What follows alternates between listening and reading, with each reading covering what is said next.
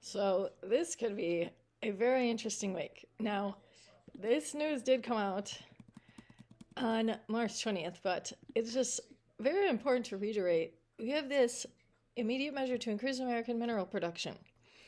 And it's going to fuel prosperity, significantly reduce our reliance on foreign nations.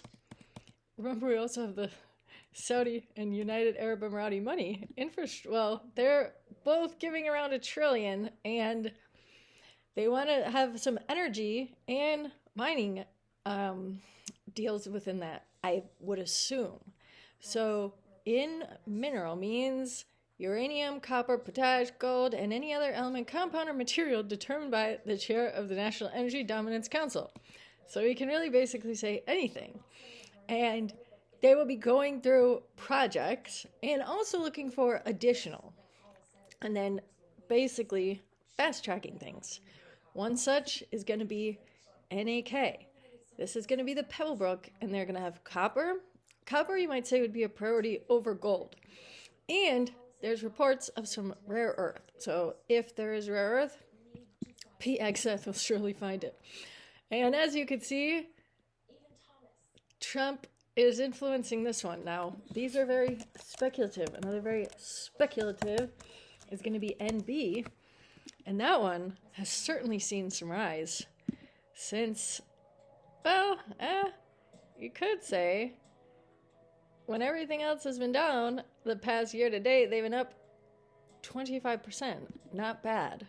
They are also, but overall, you could say they've had some definite highs here. They're speculative to be sitting on some rare earth as well.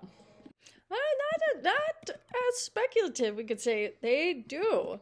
They're actively involved in the rare earth. The presence of REEs. What are those going to be? Just rare earth elements. We don't really, is it going to say? Oh, these ones. Ooh, titanium. They do. I hear stuff about that one. So this, they could see an increase here for sure. And then another one, well, you would have MP. This one's pretty more established, you could say, obviously. And they're definitely on a high. And then some dividend ones, you could have FCX. I think this guy could be nice. And they are, I wouldn't call that up, right? And if we look, they are going to have 1.3% dividend. And they're copper mines. And they also have mines in other parts of the world, which you can say is good. Because one of the reasons, or one of the things, if you're going to invest in a little penny stock mine, they're not going to have a bunch of, mines all over the world. So this is going to be NEM, as you can see. This one also is going to have, this one has a U.S. presence. They're also in Colorado. And dividend, but they're going to be pretty on a high because they are known mainly for gold. But not all the way high for their year. So that could be one. And then you would have some lithium ones. You're going to have Rio, which I like. They have a good dividend. Rio, I'll do in another one. When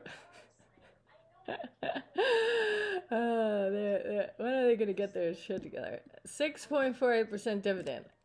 And then here was one of my favorites. BHP, they're going to sit in, they have one of the largest uranium reserves in Australia. So they're an Australian mining company, and they got a whole lot of copper in Colorado. So, BHP, and there you go. Except, they're a good example of how things can go crappy if you only have one mining company. Because even though they have a good, they're diversified with their mines and their stuff they're mining, they had an incident at their mine, the uranium mine, like a flood. So that's obviously not good for them. But I like them. Then you got Lara wouldn't be really affected with this one. You had SCCO. I don't know too much about this one, but people are saying this one could pop on this Trump news. And LNG is one I kind of want to look at too, because this United Arab Emiratis wanted to get into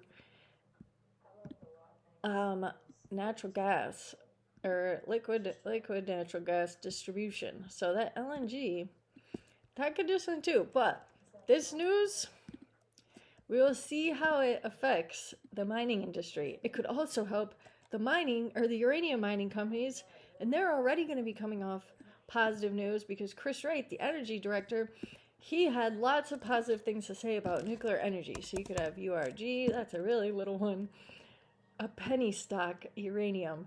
Who knows? The sky could be the limit. If Chris Wright is taken seriously and people recognize the value, they had bad earnings is why they're so down. But if the world needs uranium, these domestic uranium companies could really see something. A Canadian one's going to be DNN. I don't know how that will be. Mark Carney, he is going to call a fast election. And now they're saying for Canada, they might have had the conservative guy, but now people are a little upset, I guess, at conservatives in Canada. So now it's looking like it could be a neck-and-neck race between Liberal Party and Canada Party. But I don't know. I think Mark Carney and Trump can hit off. But all of these companies can do very well under Trump's new immediate mineral measures to increase American mineral production.